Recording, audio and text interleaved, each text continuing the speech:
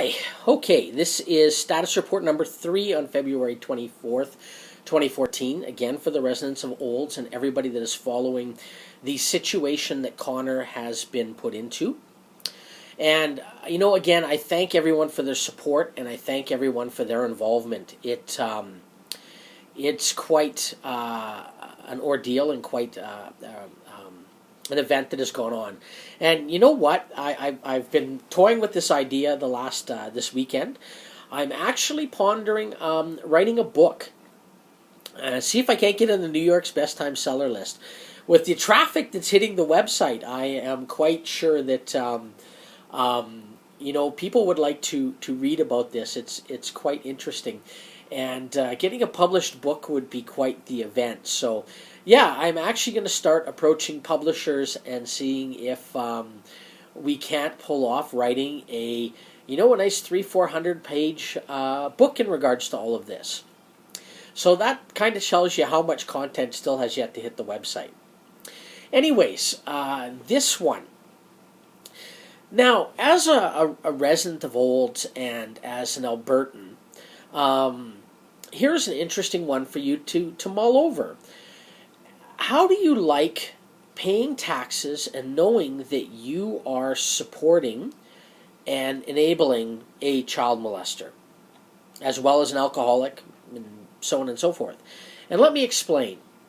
The biological father refuses to work. He has managed to con his way onto Aish, and he sits there on it.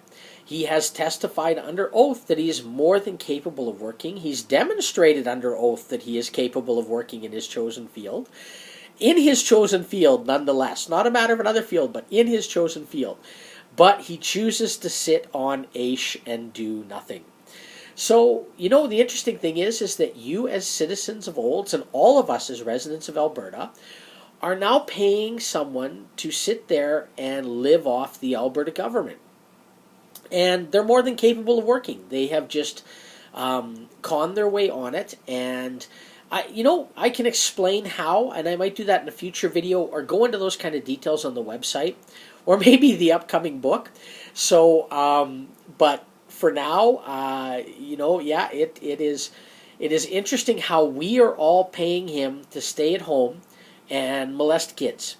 Yeah, that's just the way it is. I don't know what more you can say about it. That's pretty much to sum it up. So, remember that if you happen to run into him and see him, thank him for living off of us and, make sure he feels really good about what he's doing. I don't know what more to say. Hey, you're going to sit there and play with your kids' peepees and then turn around and live off the taxpayers because you're too lazy to work? What kind of a message does that send to the community? And what is funny is the government officials that regulate Aish have been provided with the assorted pieces of information, and they could not even take the time of day to obtain the court transcripts that had him admitting to the fact that he's capable of working and how he has admitted to the fact that he is actually even working under the table in his chosen field in order to obtain money to supplement the Aish income. Now, here's something else you ought to find interesting. Aish is supposed to be on a sliding scale based on the adult residents of the home. The biological mother currently resides with him, and they still possess a legally married status. And she pulls in a paycheck of roughly $50,000 a year. And I can produce tax returns to show you that she's producing a $50,000 a year tax return.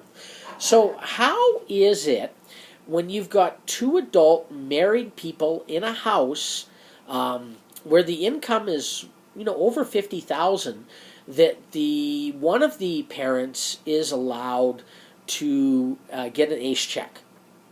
I think the Alberta Ombudsman will have to answer that question. Since, that's the way it is going. So I think it's going to be interesting to see what he has to say in regards to this. And then to boot, so they have probably a combined income of somewhere around $65,000 a year, if not more, when you take her income and you take his income. And then you look at the fact that he's claiming legal aid. So he's claiming legal aid because he's on Aish for a lawyer to defend the fact he's a child molester. So not only are we paying for his salary, we're paying for his legal aid. And the mother, or the biological mother, who also is making $50,000 a year, is using that same legal aid lawyer. That's right. I have emails where she has confessed to using that legal aid lawyer, and in court sessions, she's actually admitted to using the lawyer. So you've got, how does a couple that has a combined household income and of more than $65,000 a year have someone sit on Aish and have the ability to use legal aid? I have to ask that question. At what point does the province step up and say enough is enough? Or at what point do taxpayers step up and say enough is enough? I think one of the things I'm going to do, and you know what, I'll leave it in message 4. Maybe we'll have extra status messages. So, this was status message number 3. And I will, continue on with a few other things in status message number 4.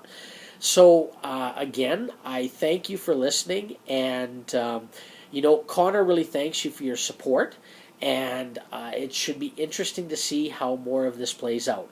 So please look for the next couple of status messages from today. Again, thank you, and Connor thanks you.